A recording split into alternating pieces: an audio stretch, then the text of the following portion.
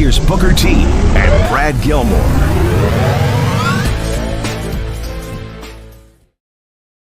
Welcome inside the Hall of Fame. I'm Booker T, 6-time world champ, 2-time Hall of Famer. Got my man.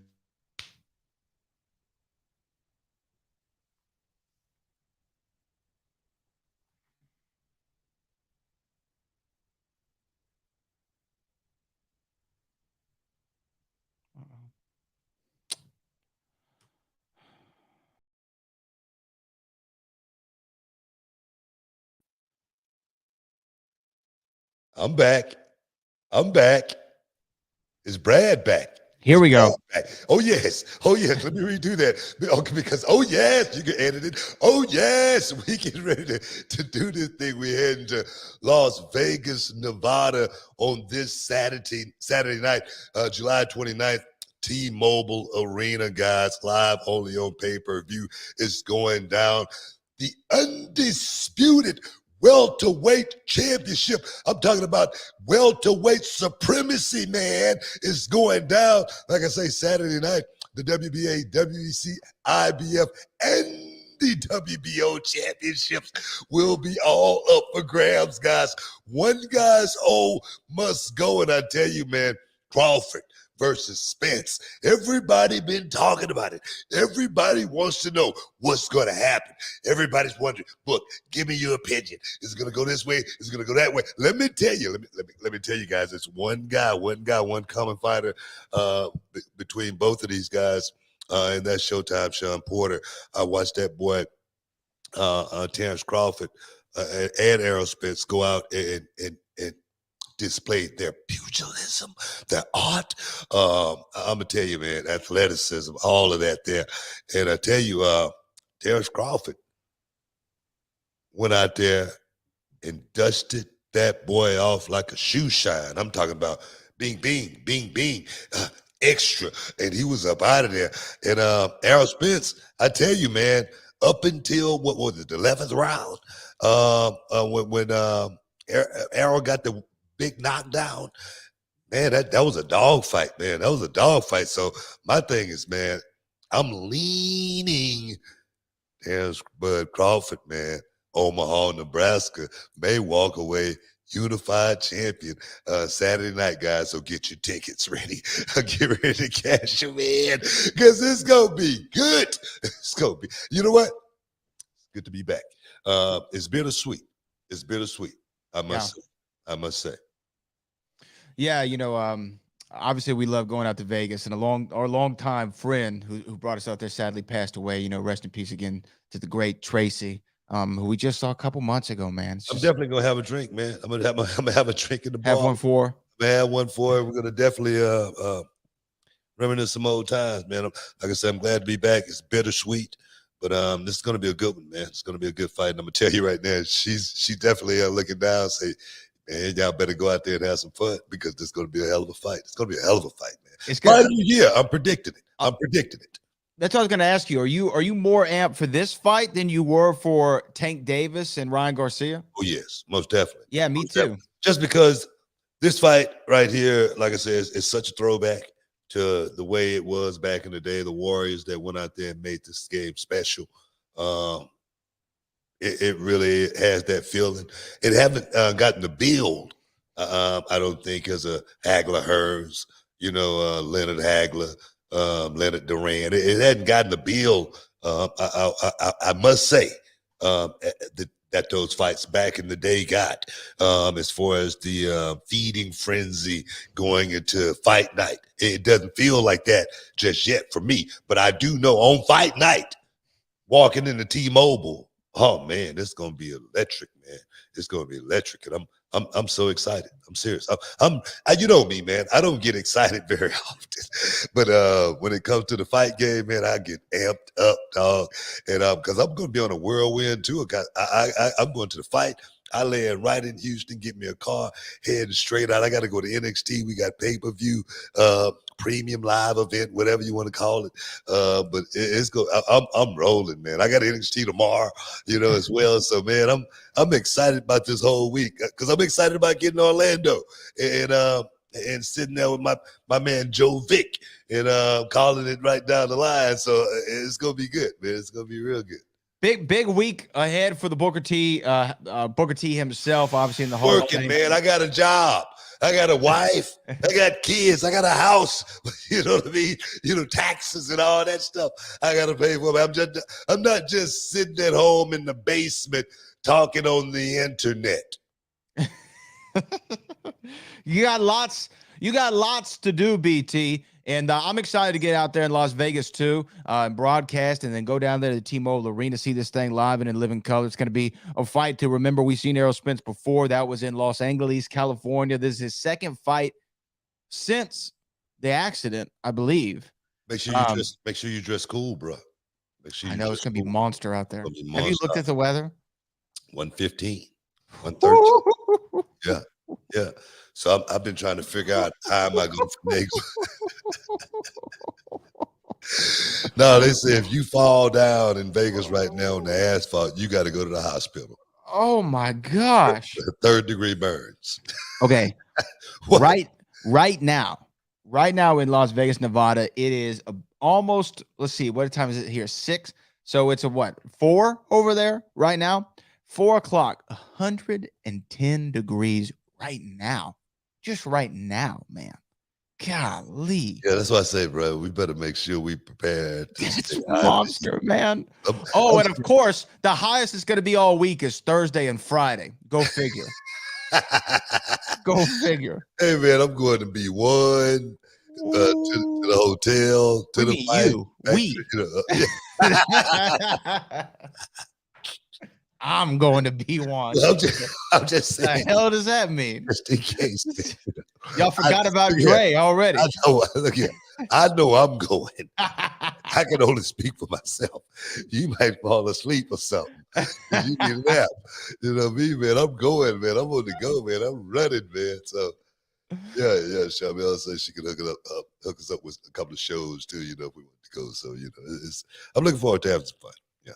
I'm excited. I'm excited to roll out to Las Vegas, man. And then, like I said, that's a big card y'all have Sunday. This is the Great American Bash, I believe, right? Or the Bash. Yes, the Bash, man. And I tell you, man, this pay-per-view definitely makes me think of just one person, man. That's Dusty, man.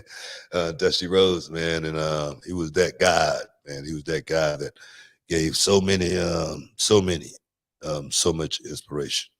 That dude, man, he was one of the first guys that really made me feel like, you know, you could do this, you know, at another level. I mean, it was a house show, and I came out of the ring, and I was like on first, you know, and it might have been a TV, I'm not sure, but I came through the curtain, and Dusty said, they won't put you on first no more.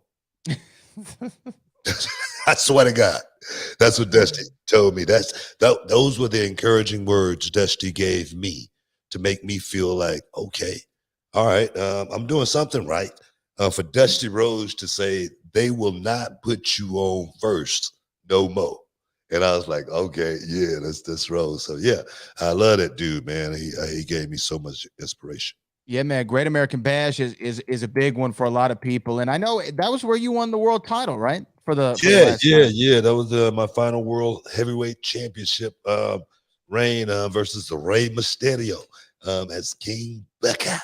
One of my favorite matches, man. One of my all-time favorite matches. I actually do film study, and I use that match sometimes just to show how the big guy working against the smaller guy, how one can still make this thing look very, very poetic, you know. From a perspective, for me, being the big guy, I just had to keep up with Rey Mysterio. I didn't have to be faster. I just had to keep up when it was my time, you know, and timing is everything in this business. And that match, Great American Bash, was definitely one of my greatest triumphs.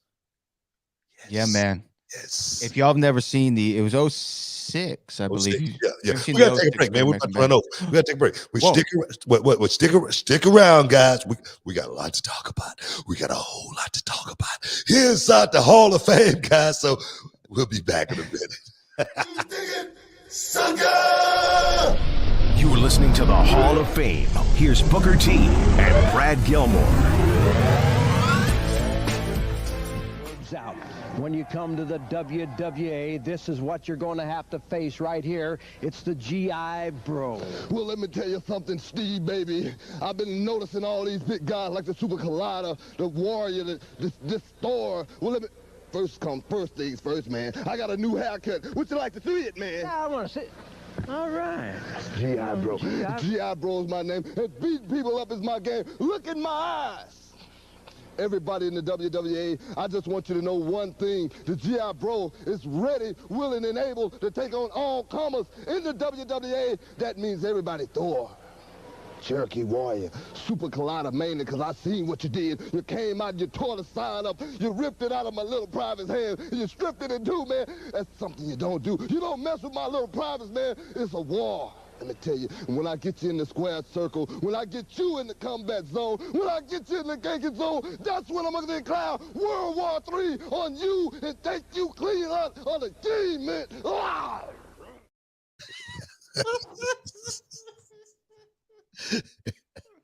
I wish they would have never put that out there. It's incredible. Welcome back inside the Hall of Fame, by the way, everybody. Yeah. What do you say at the end? I don't know. Thank you, Cleveland. What'd you say? It sounds like you said, thank you, Cleveland. I don't know what I said. I was just trying to think of anything to say, man.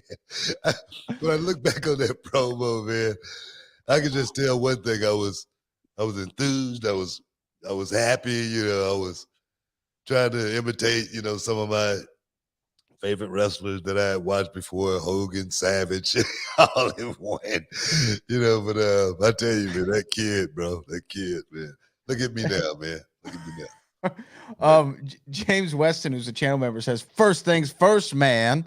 I got a new haircut. Would you like to see it? And then Loso Dolo says, let me tell you something, Steve, baby. And then James again says, I want to know what Booker says at the end. Me too. I don't know what he says. That was Hogan. Let me tell you something, Mean Gene. That's all it was. Let me tell you something, Gino, brother. I'll tell you, man, I was just, I had watched wrestling my whole life up to that point. When I got in the wrestling business, I tell people all the time, I never played sports or anything like that. And I got in the wrestling business, and it was like deja vu. It was like a place that I had been my whole life, just because I had been watching it since I was a little bitty kid. I remember having the black and white television when we were on fishing trips, you know, down in San Leon Fishing Pier. And I would be in the truck with that black and white on Saturday night, you know, trying to catch Channel 39 just to watch wrestling, you know, for that hour, because we'd be fishing at night, you know. So it was, I tell you, man, those memories, I think is what, you know, brought me forward to this business that made me, you know, fit in almost perfectly, you know. So I loved it. When I get you in the ganking zone, brother. That's what it's all about. My little privates, man. My little privates. You know, you don't do that. You don't do that, man. You don't mess with my little privates, man.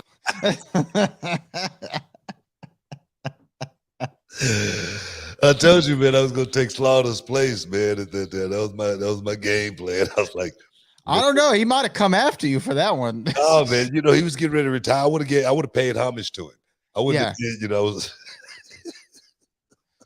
Would you come out with the gimmick hat? Did you see, excuse me. Did you see? I was reading an article where Sergeant Slaughter's daughter said that Lacey Evans broke 2 wrestling commandments.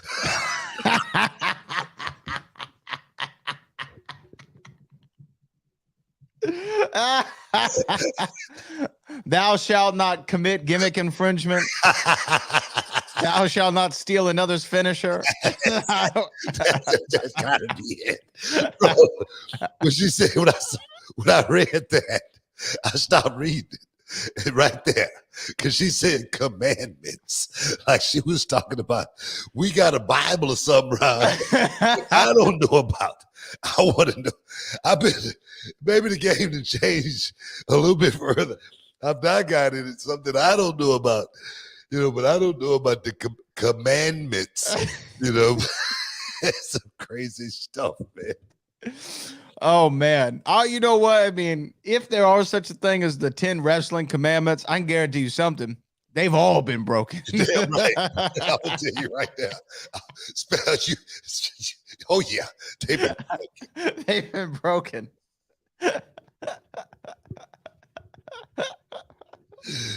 Oh my God. Oh, that's funny. I'm serious. Guys in AEW, they don't even want wrestlers court anymore. So you know they don't want those Ten Commandments. Well, man, I mean, the guys at AEW, man, they're limited now on certain stuff that they can do. You've seen this, right? Well, I did see that. Go ahead, set it up. Go ahead.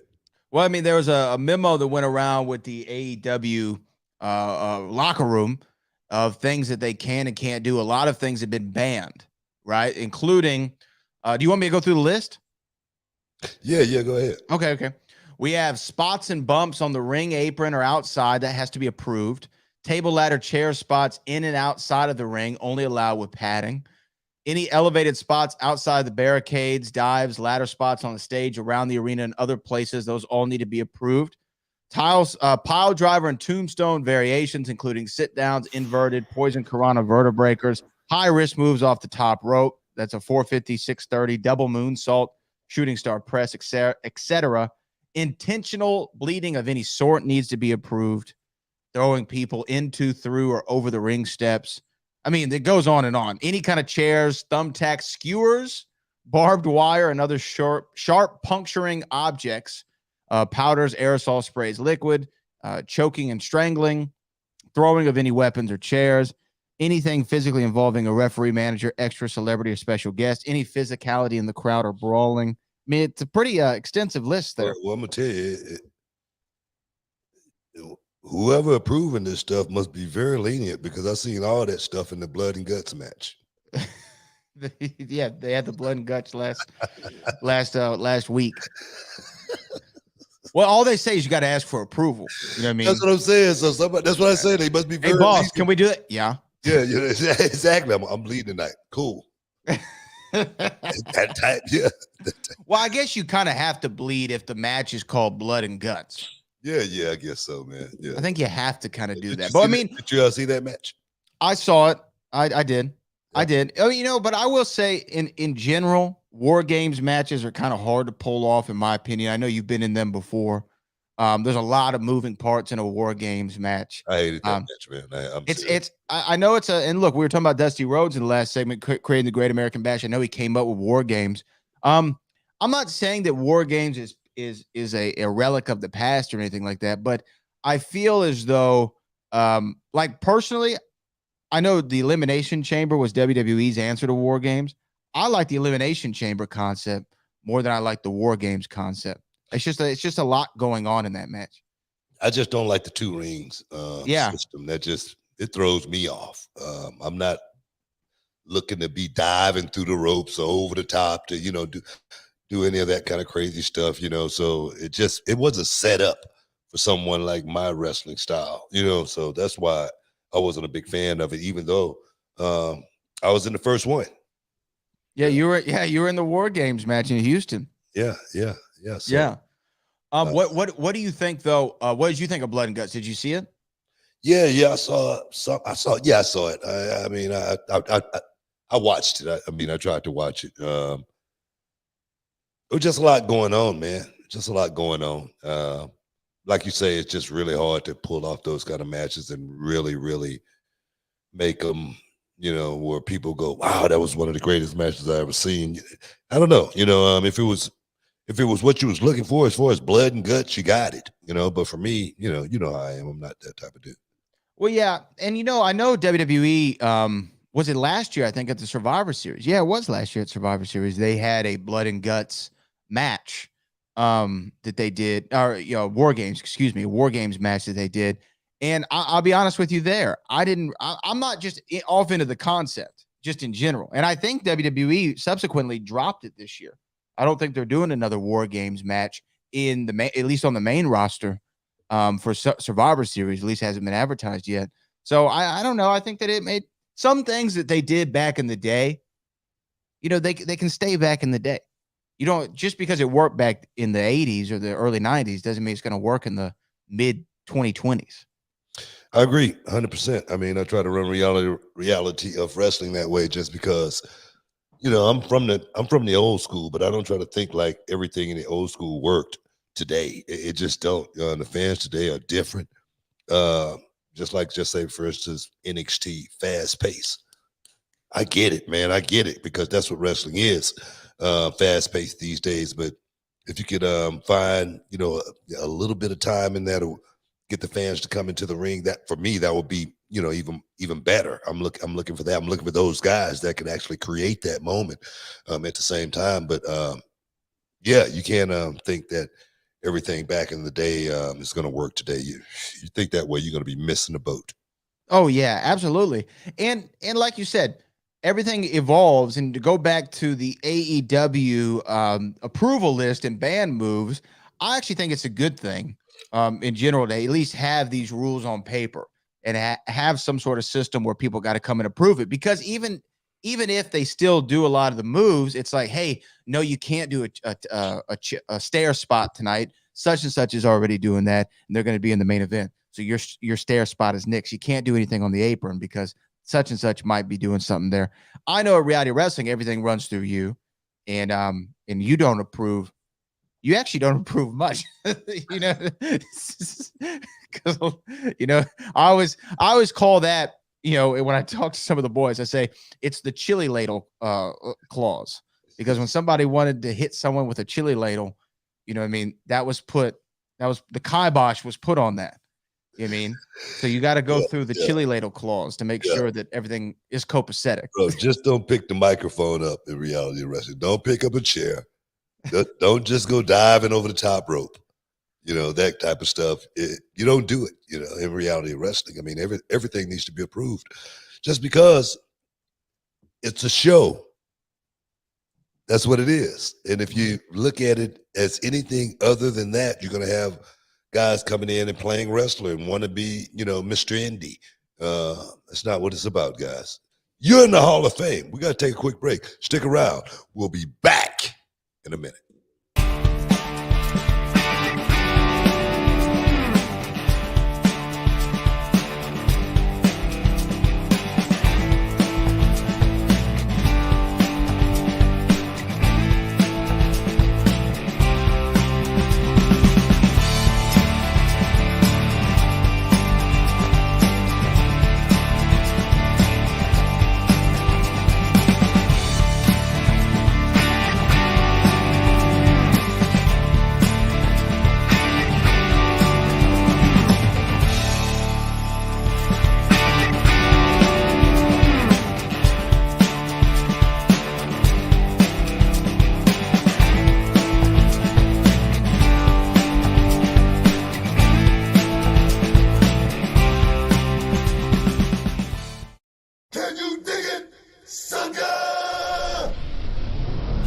To the Hall of Fame. Here's Booker T and Brad Gilmore. Welcome back inside the Hall of Fame, guys. I'm Booker T, 6-time world champ, 2-time Hall of Famer, with my man Brad Gilmore, coming to you from ESPN 975 and 92.5. And we just doing it, guys. Talking a little wrestling, sports, and entertainment, and all of the above. I know we got a few super chatters out there, but Brad, what I know it's something you want to talk about. What was it? Well, I do want to talk about this. Now this is unsubstantiated at the current moment, but we're all talking about AEW. Actually, before we get into the second story, what did you think of the band moves list and all this? Do you think it's a step in the right direction for AEW? I mean, like I say, anytime you got checks and balances, it's a good thing. It's one thing I said about being in TNA. It was like no structure. I didn't know who was running things. Sometimes no one really came and told me, hey, look, just like I said, talking in the British accent or the African accent, no one came and told me, hey man, look, don't do that. Even though people was wondering, why is he doing it? That type of stuff. So when you have somebody in charge, and that's the one thing that's been different, my whole career about WWE opposed to WCW and whatnot. When I got to WCW, it was great. It was a business, but it was like so loose. When I got to WWF, it was like, oh man. I remember I asked Dave Hebner, I say, hey Dave, I need some tickets for the night, for the show. And he goes, how many you need? I think I said 10. He goes, we sell tickets here, bro. I'm like, okay, can I get 2? You know? So checks and balances makes a whole lot of sense because somebody might come and say they need 100 tickets. Right. You feel me? Yeah, I hear you. Yeah. So yeah, I understand that totally. Yes, I get it. Checks and balances are good, and I agree. I think it's a step in the right direction. Like I said, just adding structure, that layer of approval, it's gonna go a long way for that show. On the AEW news though front, there's a story going around right now that one of the greatest of all time, some people call him the best there is, the best there was, the best there ever will be, the excellence of execution, tried to actually pitch himself as an agent or producer over there at AEW. I don't know if that's true or not, and they just wanted him in a managerial role, at least what the conversations came out as. I wanted to ask you, if Bret Hart were to come to you and say, hey, Book, I see what you're doing down there at Reality Wrestling, right? You got a lot of young talent there. I'd love to come down and help put together some matches. What would your reaction to that be for Reality of Wrestling in a hypothetical? You know, as much as I love Bret Hart, and I don't want, people to end up taking this the wrong way and putting it out there the wrong way or anything like that. But it's a reason why I'm the oldest guy on my crew. Because I got a bunch of young guys, a bunch of young talent, a bunch of young thinkers. And, I try to use, what I brought to the game from back in the day. And I try to use guys like yourself, guys like Kevin, and, fill me in on what's, pop culture, what's going on today. What, the young people might, want to see, So for me, I'm not looking to bring in someone who looked at wrestling from the way it was done in the past. That's just me. But you would admit that Bret would be an asset, maybe not at Reality Wrestling. I see what you're saying with the, you want to be the oldest guy on the crew. That's been your thing forever.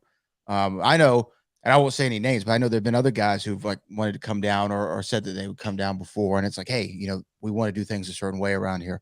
But for AEW, when you have people like Arn Anderson or Tully Blanchard or Dean Malenko already as producers, you would think if Bret Hart's available.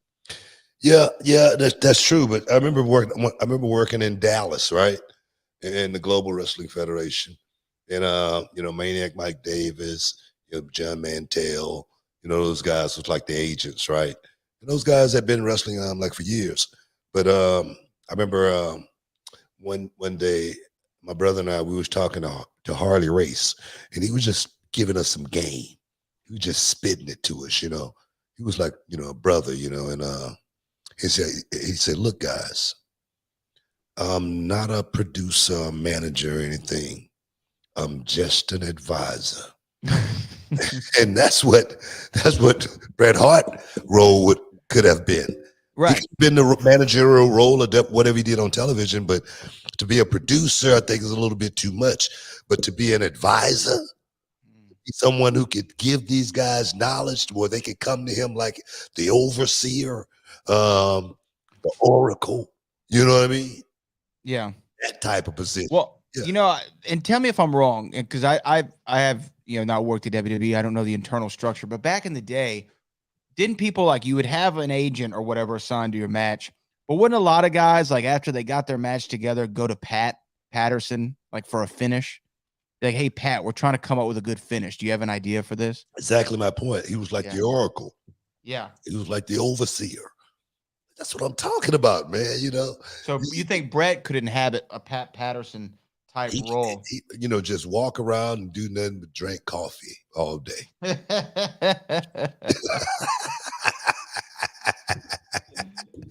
It's not a bad gig. You know what I mean? But when you want to be a producer and get in there and tell these guys how to do it, especially these young guys, man, they might look at you crazy, man, Say, man, I don't want to go do that. This ain't Stampede Wrestling. I know I'll get some heat for that.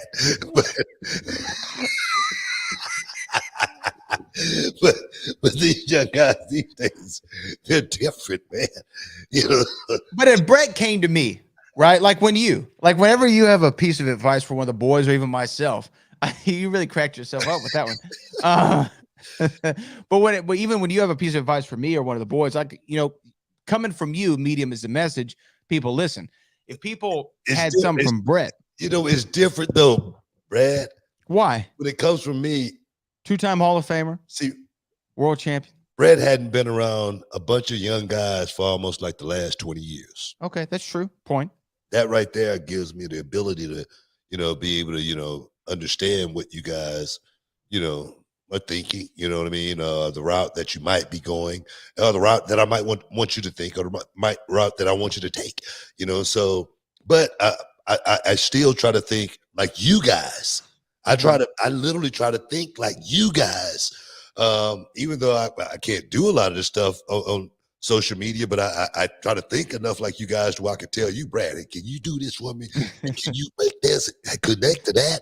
And you know what I'm saying? So I understand it just because I've been around you guys, and I think that's the difference between someone like myself and Brett. Yeah, no, I hear you. I hear what you're saying for sure, but I also think that telling Bret Hart, we don't like your ideas. I believe that might be like I believe that might be like the 7th wrestling commandment. I don't think I shall listen to a Hart family member. I don't think anyone said that they didn't like his ideas. So let's get that straight. But for him, them saying, "Hey, no, we don't want you in that role," I can see that. Yeah, maybe Brett said that to someone. They interpreted it a certain way and went and wrote it a certain way, but Brett may not have, wanted to come out that way, because I don't see Brett being a vindictive type person, if they just didn't want him for that role, but they did want him for this role. Look, how much is the check? I think that's what Brett would have been thinking about more than anything. Yeah. Because just think about it. You think Bret Hart want to be on the road every week? Absolutely not. Doing this? Absolutely not. So come on, see, so that you got to take that with a grain of salt, and that's the way I look at it. Now, speaking of producers, though, in AEW, did come out that the international champion Orange Cassidy is one of the new producers over there. I guess he's kind of being a player coach. I didn't know that he was 40. Did you know that? No, I didn't. He looks a lot younger than 40, in my opinion. Yeah. But he's kind of taken over that role, which is probably a good role for him, because he obviously he's probably one of the older guys on the roster, and not that 39 and 40 is old at all, but I'm just saying he's probably one of the older guys on the roster next to, Stings and Jericho's and that ilk of people. And he's worked this young style for a long time. Perhaps he is a good person to go to. A lot of people have a lot of great things to say about him, as just as a guy. He got over, on television. And it's not easy to do. No, it's not easy at all. And the thing is, if he is 40, if you ain't thinking about the transition in this business, you can end up like the wrestler. You can end up like Randy the Ram. That's no joke. That's real talk. If you're just thinking about taking bumps forever, man, come on. Thinking about transition and moving on to the next phase of life.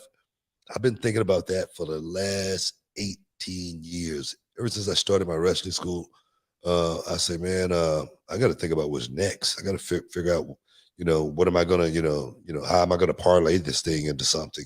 This is my trade. I know I can, know wrestling. So let me see if I can figure that out.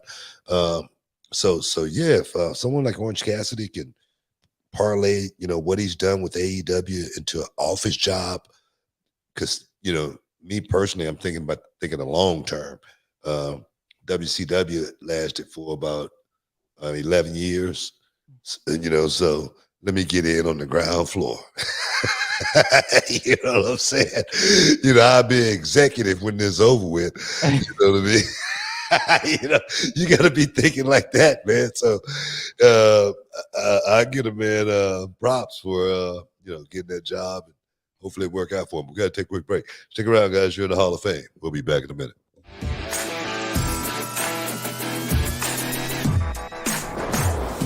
I am the Rocket Josiah John. I'm training at Reality of Wrestling. I've wanted to be a wrestler since I was a little kid, since watching it with my dad for the first time and seeing guys like Booker T wrestle. That's when I knew that's what I wanted to do. So I just had to take that leap, take that drive, and chase the dream. The greatest thing about reality wrestling is all the knowledge that's here. From all the trainers, Ryan Davison, Brian Key, I am the Rocket. Yeah. One day, Booker T just called me Rocket. And I got to give him a cool name, man. And Rocket is just something that stuck out with me. And I think that's something that's going to stick with him for a long time. He had Rocket on his shirt. I don't know if you noticed that, but he's definitely he's falling into it, man. And he's really buying into what this thing really, truly is. And if he could just keep his mind on point and stay focused, he definitely could do something in this business. I feel like I've been doing really well training here. Just coming as much as I can. Come early to work out before the actual training. We have like a whole gym for people to work out. What would I say to somebody that's on the fence about joining reality wrestling? I would just tell you, just take the loop. Because everybody here is going to take care of you and help you get to where you need to be. You can make it here, you can make it anywhere.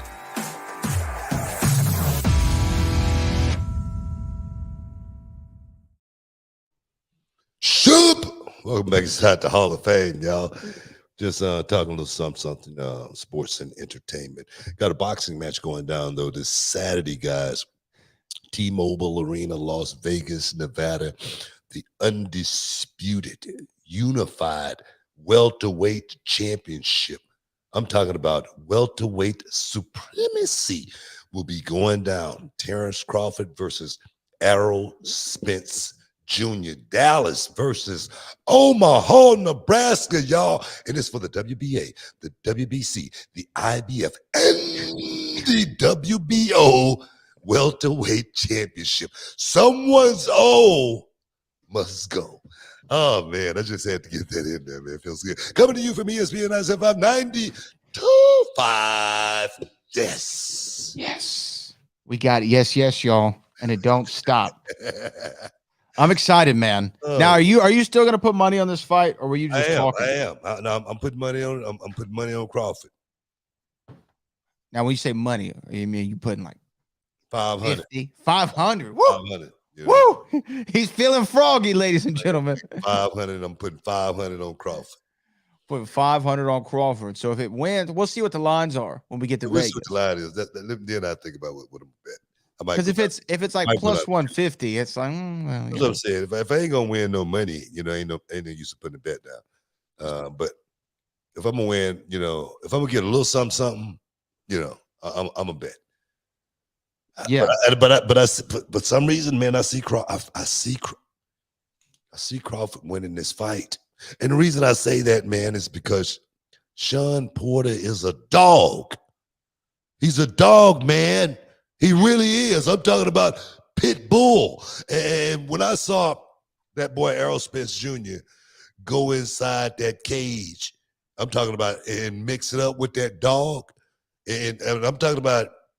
I mean, it was like two dogs tugging for a bone in that fight. No, I'm serious. And then when I don't know if it was the timing wasn't right. I don't know if it was styles make fights. But when that same man, Sean Porter, got in there with that boy Terrence Bud Crawford from Omaha, Nebraska, he saw the wrath of God. And he said, his dad said, let's break up out of here, man. Let's go to the hotel. Let's get the hell out of Dodge, man. So yeah, that's why I don't know if I'm seeing it wrong, but Bud Crawford, when he turned it, and the thing is, we know that boy Errol Spence fight from that southpaw style, and he go in there and he just bing, work guys to death. But that boy Bud Crawford, same thing. He can go righty, lefty all night long. It ain't going. The advantages that Errol Spence have had in all of the fights that he had before, he's not going to have in this fight. You sound like a like a teenage girl back in the 90s to see an NSYNC concert. Like you're like, oh my God, it's Justin Timberlake. Like you're really hyped up. But I love it. I love it. I love it, man. That's why they gotta get me on some of these talk shows, man, so I can really let loose, man. This is wow. You know what we talking about? That's the animation that comes out because, bro, it's gonna be good, man, and we gonna be there. You and I, we're gonna be there, Brad, at the fight, T-Mobile Arena, July 29th. Saturday night is going down, guys. It's gonna be good. Oh man, I can't wait. I cannot wait to be there. You know, see that fight in person. Feel the energy. Because the last boxing match I saw in person, now you've seen a couple, but the last one I've seen in person was 3, the trilogy, Wilder and Fury. Oh no, number 2, the sequel, Wilder and Fury. That was 2020, man. March. You done missed out on all of. I've been going to all of them. You've been missing out, man. I've been. Well, you went, but the last one just was, circumstances, of course. Yes. Because tank fight. That was circumstances. You missed out on that one. I'm gonna tell you right now, bro. Like I say, best seats in the house. Man, we had great ones for Wilder and Ortiz. You remember those? We were maybe 15 rows back. Yeah. Hey, man. Like I say, I'm looking forward to this fight Saturday night. But what we got, man? Stars are gonna be out, man. The stars are gonna be out. That's why I said I got to figure out what I'm gonna wear, man, because I don't want to look like a bum. You know, it'd be a good look for you. It'd be a good look for you. And you wore it in Vegas actually before. You remember what your SummerSlam in Vegas look was? Oh yeah. That was pretty fly. It was like the white on white, like almost like a linen shirt. Yeah. That was a sweet look. That's a sweet look, man. I feel like you can pull that off. See, if you got muscles, you don't have to wear a jacket. Something like that can go. Yeah. You know what I mean? Yeah, you could do that. You could pull that one off. Yeah. You know what, man? That's a good call. That's a damn good call. That's why I'm here. Yeah. You know what I'm saying? Looking out. Hey, I have a question for you. Now, sometimes I'm sure we all have done this at some point or another. Sometimes we rub people the wrong way, and we don't mean to. It's not any kind of malice. It's nothing that we're intentionally trying to do, but sometimes, personalities don't clash all the time. Would you say at some point in your wrestling career, you may have rubbed a few people the wrong way? Maybe people took something you said the wrong way or how you acted. Yeah, I know you said back in the day, William Regal and Steve Austin would get mad when you say you were top 5 in the world and things like that. So you'd say maybe at some point, some of the boys may have taken things you said. Yeah, of course. And how did you go about trying to repair that, or did you just keep being Booker T and they eventually caught on? Well, it's a thing in the business called getting heat. Yeah. If you get heat, you know what I mean? You don't want to get heat, you don't want to get heat, and you hear that throughout your career. You don't want to get heat. For me, I never really cared about getting heat with the boys. Because I said something that they perhaps didn't like. I didn't ride with a lot of the guys, so I wasn't trying to make friends with a lot of the guys or anything like that. But I always thought, as long as I don't have heat with the boss, none of it really matters. Thanks. If I'm selling tickets, if I'm putting behinds in seats, if I'm going out and performing on a weekly basis and the boss haven't said anything to me, I never really cared about what the boys said behind my back. If they had a problem with me, they could come say it to my face. That's just me. I never had that problem, but it is the thing where guys have gotten heat before. And I've seen guys get heat. I've seen guys, get heat and and sometimes, it doesn't end up well for guys that have heat on them, but, certain guys are a little bit different, I guess. Well, I bring this up because there's some buzz and some news going around regarding LA Knight. And LA Knight, again, anybody's been sleeping under a rock, has been a guy getting some of the loudest ovations and reactions recently for the last couple of months on WWE television. And he apparently, according to reports, is rubbing some people backstage the wrong way, or at least people are perceiving it this way. And that is why perhaps he isn't in the position that he should be, or what have you. Also, they're drawing back on something that he said in a recent interview that when he was previously employed as a part of the NXT brand in developmental, he was let go from WWE. I think this is 2014-ish, 2015, somewhere in that era. He was let go for not because of his work. People said it was a personality issue. Like his personality wasn't fitting in with the rest of the locker room. If you're a LA Knight and you're getting the kind of reactions right now, do you care about that? Even if this is complete false, but when there's smoke, there's fire. Do you care if these stories are out there? I mean, you care about it if it's true. If it's true. I mean, if somebody just making up something, or if somebody just don't like you, that's something totally different. Yeah. And for me, I know if I'm LA Knight, I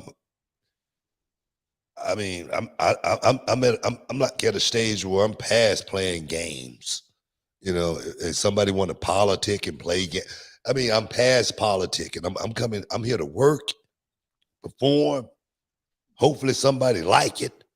Hopefully we can make some money and do business, and I could leave something in a legacy or whatnot. But to play games, I just don't think that's what that dude is, man.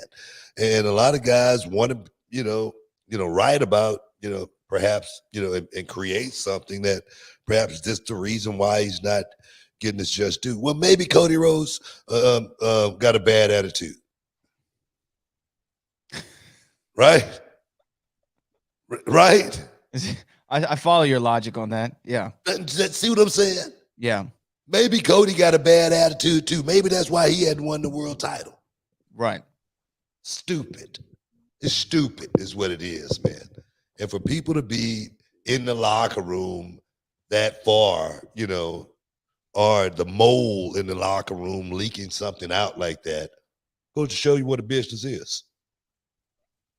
Yeah. And to me, we've seen this before where certain, I don't know if this is even accurate. Let me reiterate something real quick. Okay, go for it. Cody doesn't have a bad attitude. I think anybody's ever met or talked to Cody Rhodes. No, but I'm just saying, somebody write that. Booker T says Cody hasn't won world title because he has a bad attitude. Exactly. So I'm just making a comparison. Okay. So let's make sure you guys understand that when you write about it. Stupid. Then I got to clarify that. It's ridiculous. It's ridiculous. But it's funny. Like, and I know we have to take a break here in a second, but I do want to get this last point in. It's just, I know you did an interview recently, and I saw the headlines. Booker T says he deserves credit for Cody's current success, and I'm like, wait a minute. Booker didn't say that. Like, let me go read this. And it's like, hey, when Cody came in, I wanted to work with him and try to coach him up, and I think I take some credit for, helping him early on in his career.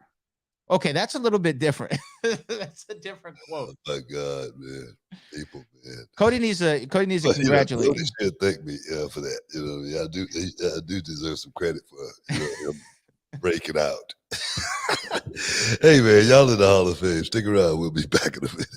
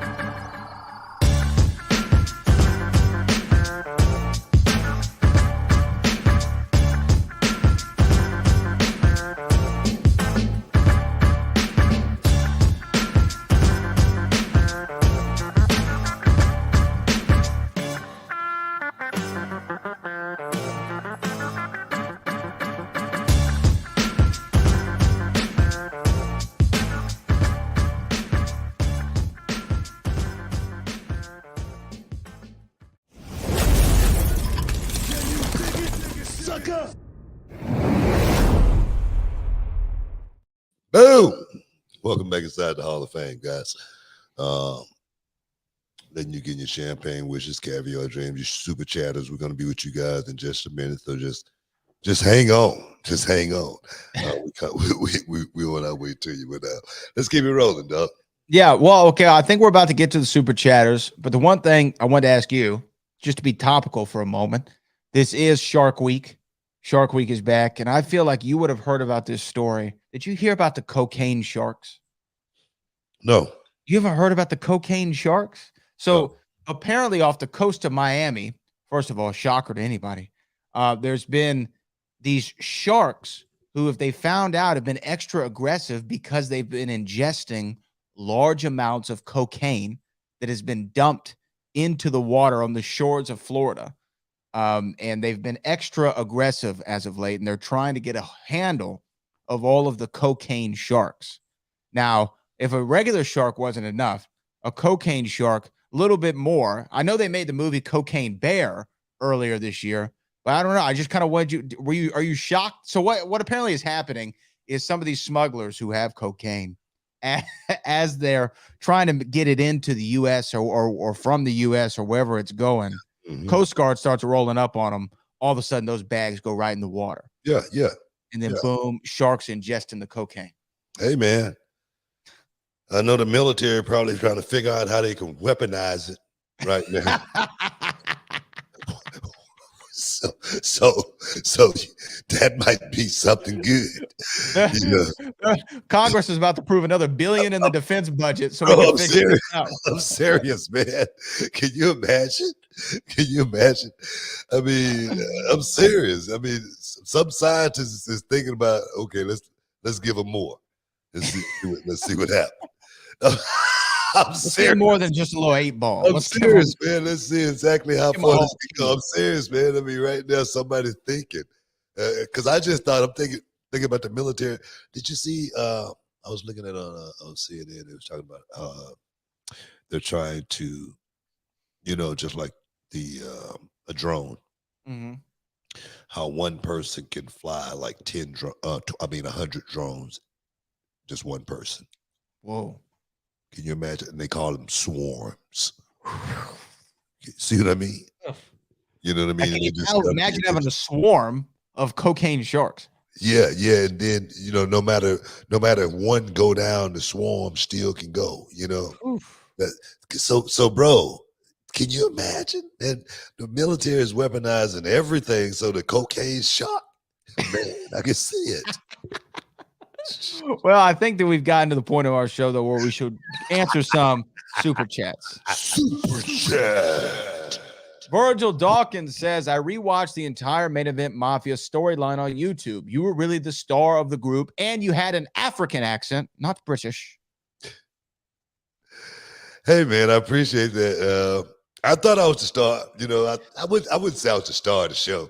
But I thought I brought something to the table as far as that group. I really wanted something to happen with the Main Event Mafia. I really thought the Main Event Mafia was a group that was like none other. All of us, we were, former world heavyweight champions. We all had a history with each other that, ran back for years. I just don't know why that thing did not work out. I just don't know why the Main Event Mafia right now, the t-shirts aren't still being sold, because that was a group like literally a faction, NWO, DX. It's something that people should be talking about to this day. But well, people still do talk about it, just not to the extent that I think that you think. And I think it's only because really, honestly, if that group happened in WWE, it would have gone down as one of the greatest factions of all time. I don't know. I don't think it would have never been formed in WWE. And that's why it was so unique, and how it did come together. All of us, that was part of that group. We wasn't in WWE at that time. We all just happened to be in TNA at that time. That was a comment. Seriously, man, you're not going to see anything like that ever again, I don't think, so for me, and then again, you might, I don't want to say ever again, but for me, that group, we had such a nucleus, we had such a nucleus of young talent that we really could have created some great stories. I only can wish I only can wish that I had something like that for just one moment in time at Reality of Wrestling. I only wish, man, it was gold. It was gold right there in the palm of our hands, and we let it slip by. You know, and I'm not going to sit here and blame anybody or anything like that, but you know, none of the stuff that could have happened came to fruition. What were there more plans for Main Event Mafia than what we saw? Like, did y'all have more creative plans than you really got to do? I don't remember any creative direction for Main Event Mafia ever. Mm-hmm. The whole time we were there. Yeah. I don't remember it being anything, you know, that had any like real like writing that you might have a month, 2, 3 months down the line. What direction? None of that. Mm-hmm. I do not remember if it did happen. No one told me about it. Let me say that.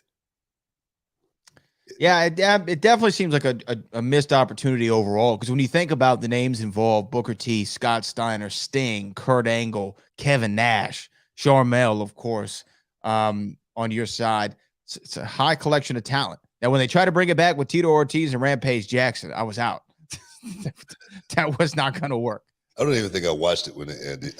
I'm sure I didn't watch it when it did that. So. Yeah, it was like Samoa Joe, yeah. Tito Ortiz. But, you know, it's here nor there. It's here nor there. I don't lose any sleep over it or anything like that. But when people do bring it up, I go, wow, man, that was a great moment in time. Let's keep it rolling. Our next one here is from John D. John JID 999, who says WWE is selective in what territory footage is on Peacock, like cutting off 86-minute Atlantic in May, 10 episodes of Smoky Mountain. Will WWE put more footage up? Do you think that they should put more footage up, Booker? Obviously, you're not privy to those discussions, but yeah, they should put reality wrestling up. 100%. You know what I mean? I don't know any other groups out there that's doing what reality wrestling is doing. Reality wrestling is the hottest. You know what? We don't brag about reality wrestling or anything like that. And a lot of people don't even try to put us over. And, you know, I don't know what's the reason, but reality wrestling is not an independent wrestling promotion. We're a small television company, and we produce some of the best wrestling and some of the best stars that's out there right now, and some of the best that's on the rise, the future of the next generation of reality of wrestling stars. So guys, you know, jump on board. But yeah. Sorry, I lost a little. No, you're good. But I agree. Reality wrestling should be on there. If you see, by the way, some of our shows get big numbers on YouTube. Zilla Fatu's debut is over 115,000 views already in the first day and a half. Yeah. We have that big 6-man ladder match up there right now that's got thousands of views already. Yeah. Yep.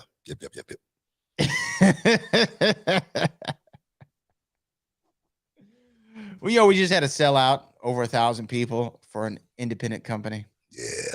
That's why we're a small television company. Yep. Yeah.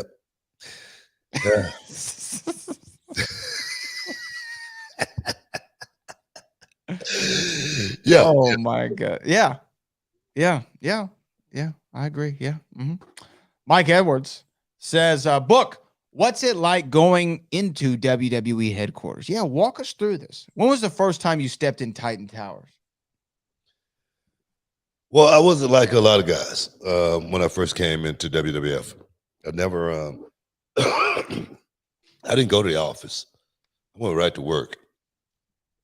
Oh, really? I think I showed straight up at Madison Square Garden. I think my contract got done over the phone. Yeah, I'm sure it did. I wasn't one of those guys that did the formal meeting or anything like that.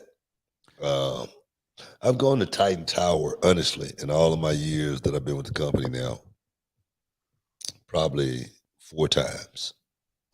Wow.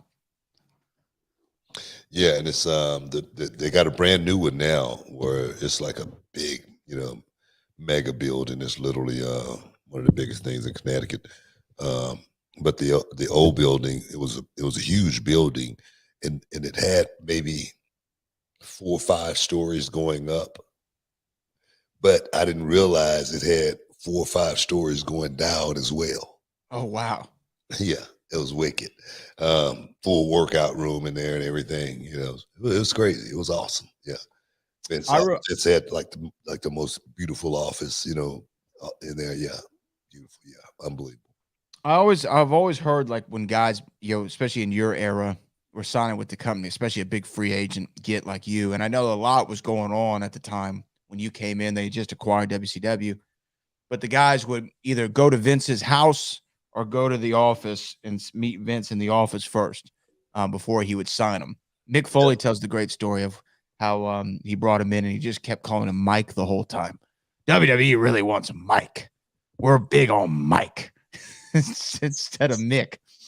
I remember Mick telling, we will really love to do a lot with Mike. And it just doesn't sound right, you know. No,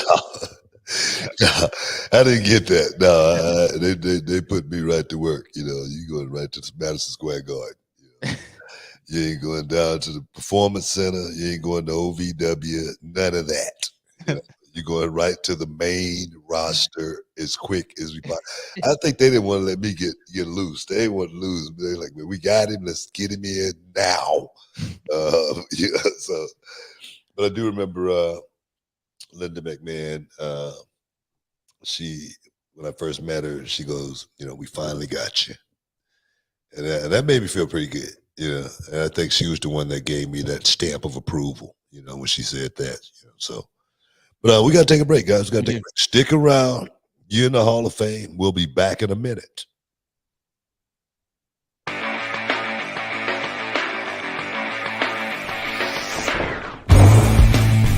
My name is Nathan Wasser, and I'm from Toronto, Ontario, Canada. I came down here to Reality of Wrestling to improve my training and get myself more experience learning from the absolute best. It's intense. It's hard. You got to leave your ego at the door and come in with an open mind. The way they do stuff here is the next level. But if you do that, you'll end up bettering yourself in the end, and you'll improve, and you'll be able to work anywhere. Nathan, he's an unbelievably awesome student. I'll tell you why, right? For a few reasons. Number one, the man packed up all the way from the Great White North to move down here to the U.S. to train because he wanted to learn from one of the best. But what's even more impressive, on top of the fact that he takes care of his body, he works hard, is the fact that he was trained by a very reputable trainer and yet still comes down here humble, hungry, ready to work and ready to learn, and not coming in here acting like he knows everything or that he's too rigid in his ways. Booker's knowledge will help you get to whatever goals you want to do if you want to be a big star in this industry. My end goal is to be in WWE. Coming down here to Reality of Wrestling, I feel is the best opportunity for me to get there. So I'm going to do whatever it takes. I can promise you, when you come to Reality of Wrestling, it will change your life. You will not regret it.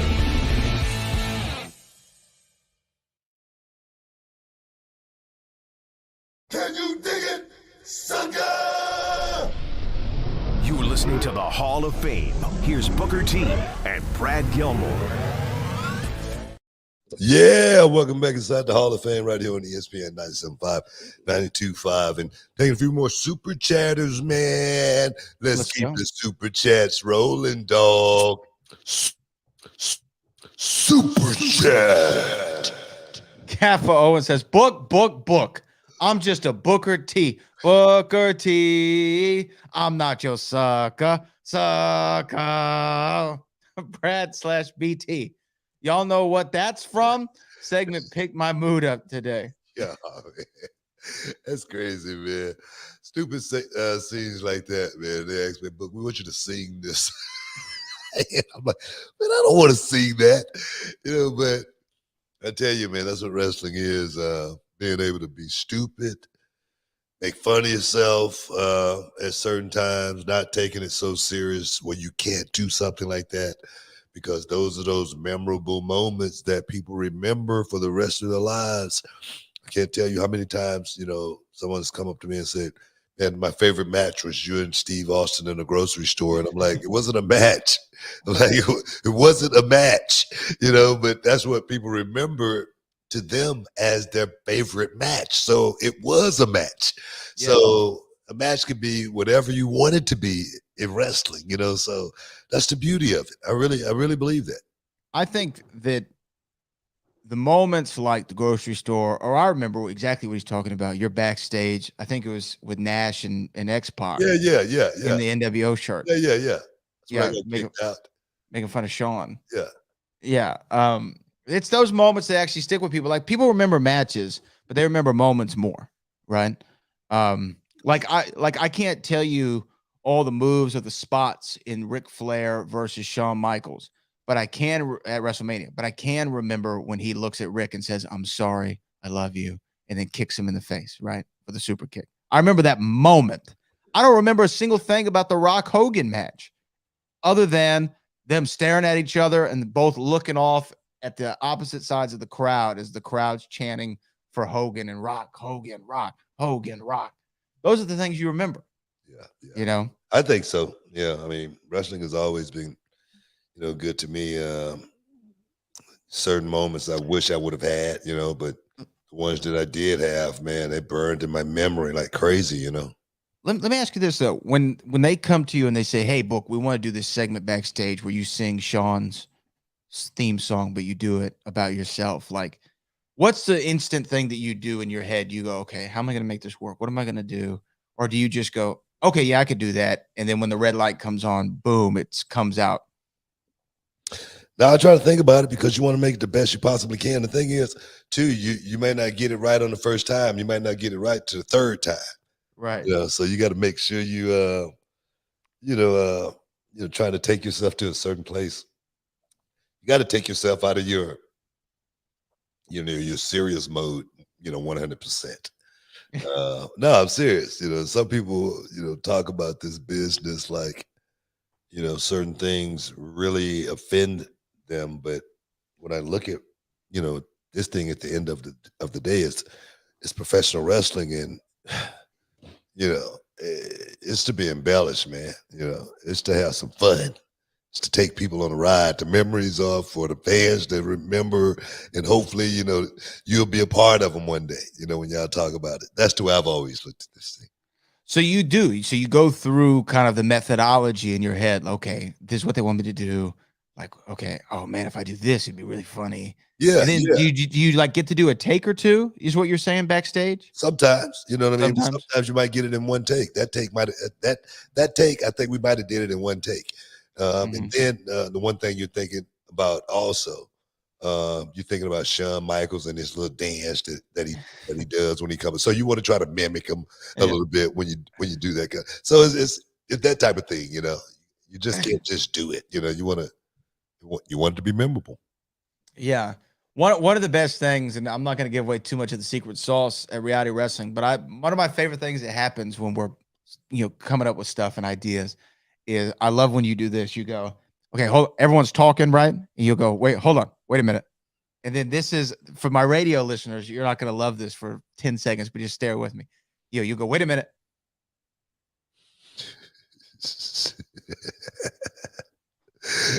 Yeah. Okay, I got it. I love when that happens. And every time it happens, I look at Kevin and I go, "Oh, this is gonna be good. Just wait.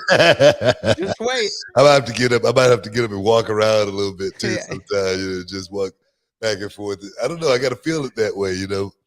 Wrestling is it's like dancing. And for me, back in the day, myself, Wendell, and Lonnie Brown, the remote controls.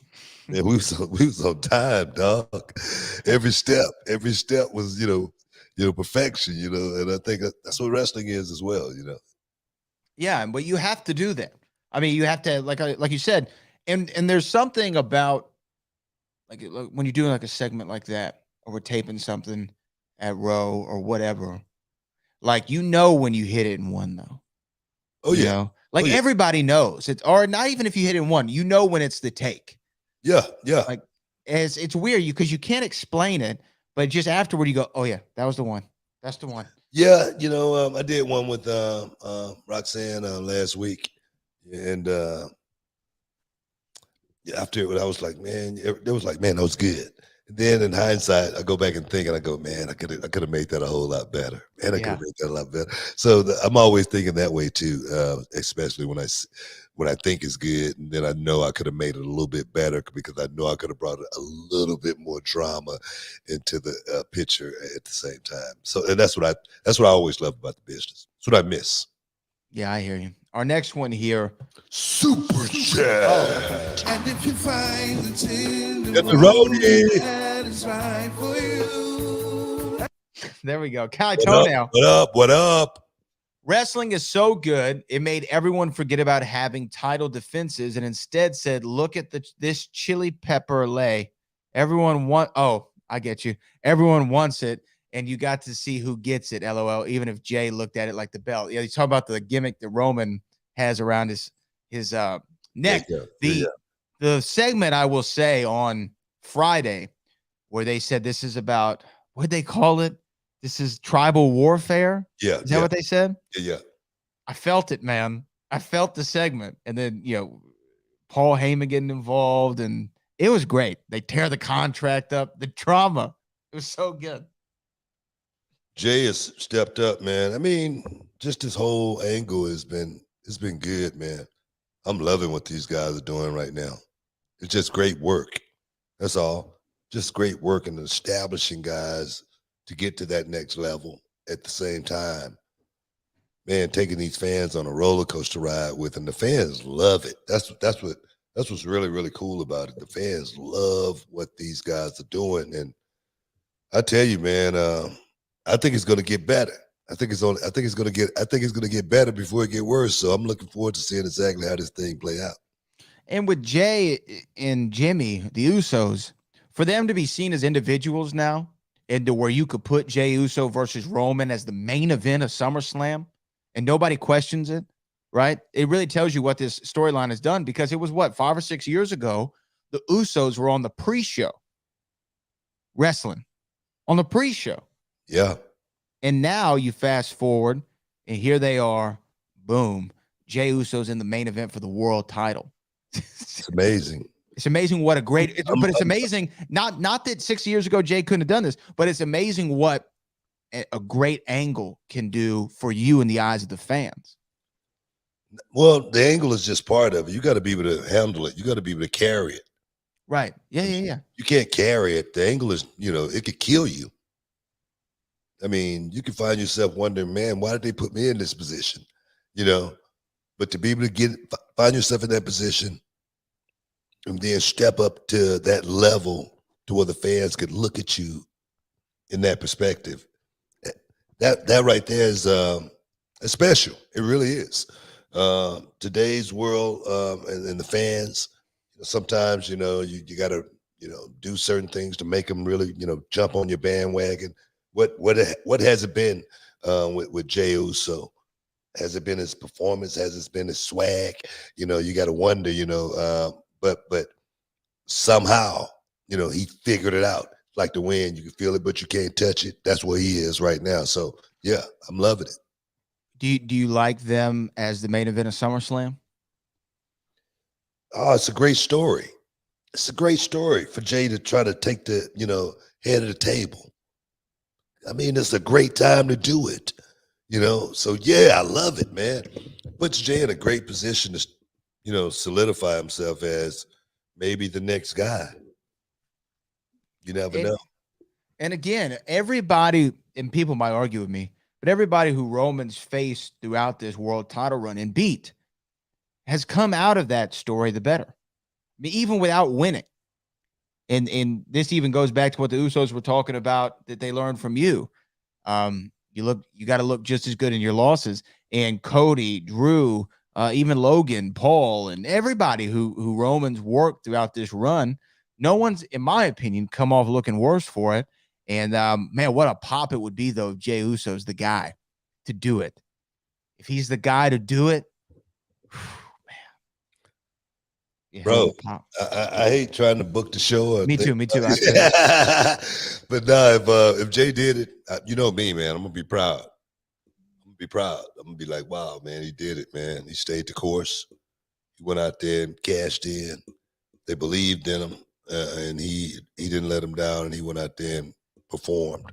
That's what I'm loving about watching. The Usos, both of them, man, go out there and do their thing. I'm serious. Those guys are.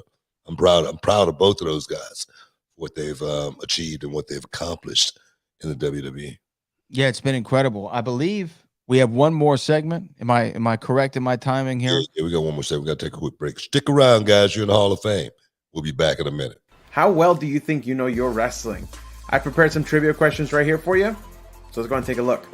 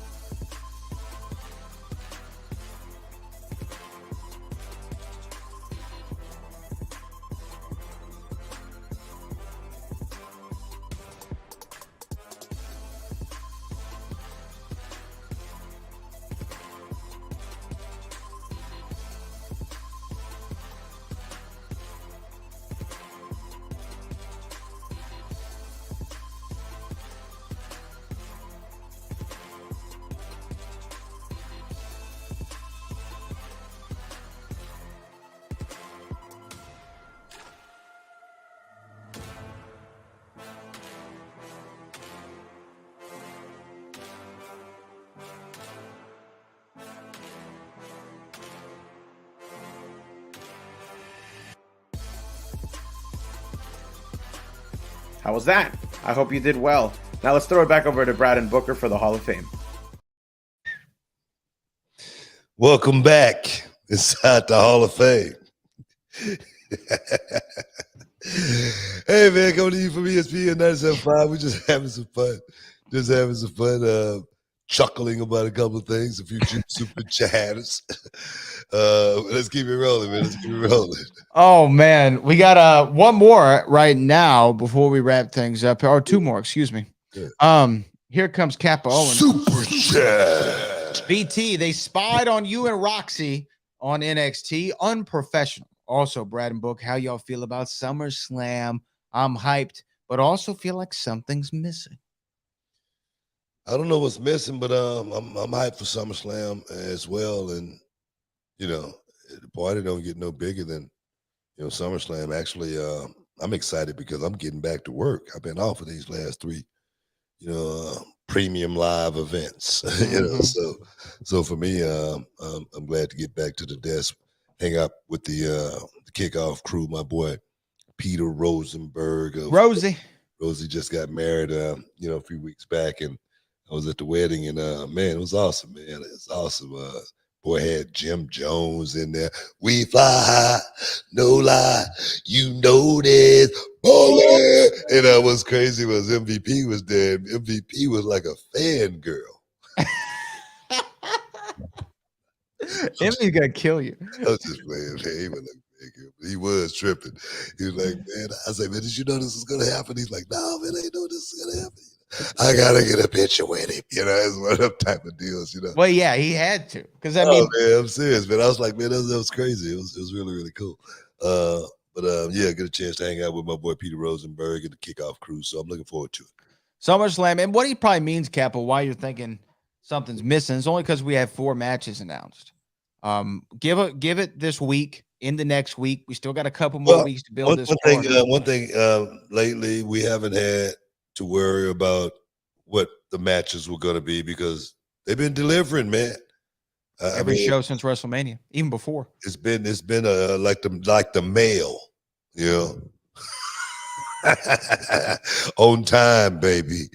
You know what I mean? Weekly in the rain, sleet. They've been delivering, man, like the U.S. mail. I think you might be giving the post office too much credit. Wait,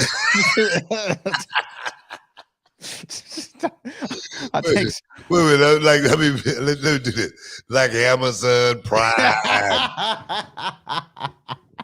Overnight at your doorstep. How about that? That's more accurate.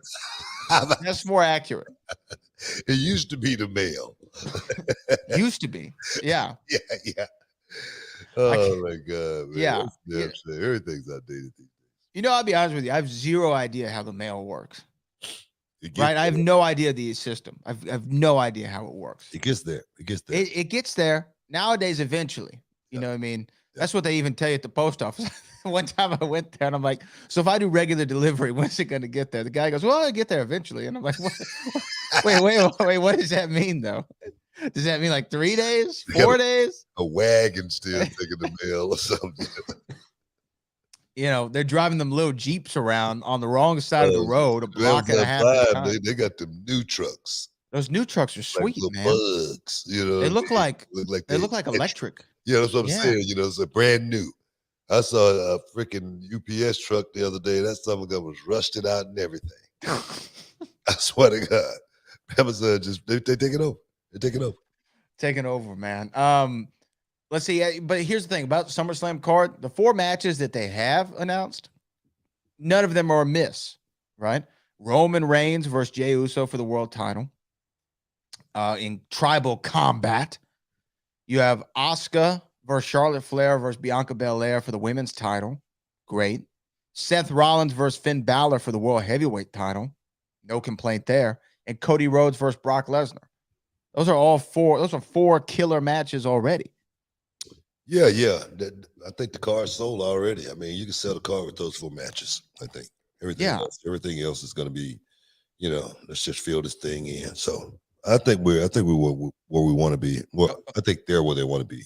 And we still got Gunther. We still get for the IC title. We still got Austin Theory in the US title. You still got what's Logan Paul gonna do?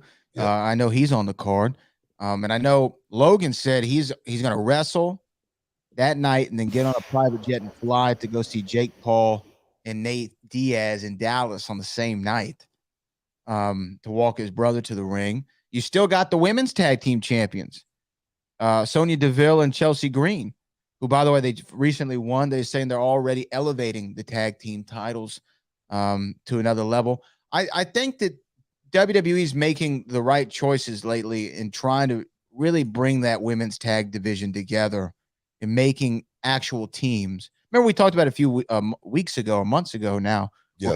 That it just feels like women are thrown together to be a random team. It feels like they're really trying to build actual teams for that division. Yeah, I think so too. I think it's necessary to try to not just put girls together and think the fans are going to buy into them. Of course, I like that the Shayna Baszler and Ronda Rousey combination, even though that thing is imploded now. But I like them to actually fighting each other too, because I'm looking to see how that thing play out. I do like, as far as trying to get the tag team division off the ground. It's a want for tag team in the women's division. I think so. What do you think about Chelsea and Sonya? These are two ladies who came from Tough Enough. No, you were coaching on Tough Enough. I think both of those two definitely. With Sonya, you're trying to find a spot for her. I mean, you've been trying to find a spot for quite some time. Chelsea, the same thing. If you don't put her with someone, she's going to kind of like be lost in the storm by herself. So putting those two together and seeing how this thing play out, if it could gel, keep them together for a while. You never know where this thing's going to play out and how far they can go together. So got to find your way on the show. So for me, I like it. All right, we got another super chat here. Super chat. Casino Dub says, do you think this bloodline storyline will have enough legs for Zilla and Jacob to become involved? And would that even be a good idea? You know, I was sitting here just wondering that myself. I just didn't want to say it. But no, I'm just saying the bloodline can grow, you know, exponentially. Just think, and to be able to add those pieces when one's least expected. Can you imagine? You know, so this thing could last, you know, another 2 years. Because Zilla, he's going to be, you know, on ice for, you know, another 6 months at least. Until I'm just playing. Now Zilla, he gonna be ready within the next year, you know. Yeah. And of course, Jacob, he ready to go right now. But it's just a matter of finding the right place, the right time to actually pull the trigger on something like that, because I know the fans would go absolutely nuts. Just to expand that story, like you said, and look, right now when you really do go down the family tree of the Samoans that are all related, it's an incredible it's a Hall of Fame roster on its own. You know what I mean? It's a Hall of Fame roster on its own. It could be its own wing. And I've always had love for a lot of the wrestling families. You know how Cody Rhodes' theme song says wrestling has more than one royal family. I feel like the Samoans, the NOI family, I feel like they're gonna walk out as the top wrestling family ever. The bloodline, it goes so deep, man. I mean, Yoko, Rikishi, Rock, Peter Maivia, Rocky Johnson, and they're still going. That's what I'm saying, and they're still producing. And I don't think it's ever going to stop.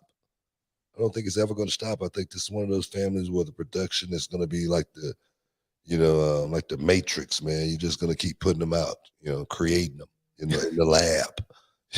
I'm serious, bro. It's in the blood. I look at Zilla and I go, wow, this kid's got so much charisma. Just walking out the curtain, he's got a certain look, the fans could buy into just immediately. He's got a magnetism that draw you in, and of course that boy Jacob, he's such a unbelievable, one in a million, man. I'm serious. I mean, extraordinary talent. They don't, the talent that this guy possesses is uncanny. Really is very, very uncanny. I think Jacob's probably the best unsigned, for lack of a better term, wrestler out there right now. I mean, what he could do for a WWE, I'd love to see him in. What he could do for an AEW, he'd only make that show better. This guy is give him the contract. Sign him up. Sign him up. Yeah. Tell him you sign right next to this dotted line. Because he is such a talent. Like when you talk about somebody who comes through the curtain and instant credibility, instant believability, can get a crowd to react right where he wants them to. God, man, like we'd seen him before, but what he did at Summer of Champions, it actually made me look at him in a whole new light. I already thought he was talent, but he was extraordinary, to use your words. And he's still coachable too. Yeah. That's what gets me with him. He's still coachable after being in the business this long. I don't know. Sometimes when someone gives you some good advice, you just take it, though. I've always been the one to understand when someone's giving me good advice and how to decipher it and say, okay, yeah, I'm gonna go out and get that done. And then when I would do it, I'll go, okay, he was right. So I appreciate working with him. So hopefully we can get Jacob as well as Zilla to that next level. And you never know if they will be a part of that that bloodline, faction, the storyline going forward. We'll see. We'll have to see, Book. But you know what? We got to get ready to go to Las Vegas, Nevada. And we're going to be doing this show from New York, hotel and casino this week, guys, Thursday and Friday. So, guys, make sure you tune in. Make sure you don't miss out because you might get shut out. And I'm going to have some breaking news. I'm taking my boxing gloves. I'm taking mosquitoes, you know what I'm saying? And I'm making sure I'm going to be ready to go. I'm going to be ready to roll. I'm going to be ready to throw some hands. So make sure, guys, show up in Vegas November 29th. Big fight, Crawford Spence. It's going to be good for all the championships. They are on the line, live only on pay-per-view. We got to get out of here. I want to thank all the super chatters for getting champagne wishes. Caviar dreams, man. And Brad, as always, thanks for the heavy lifting. But right now, we got to get up out of here, man. Peace. We out.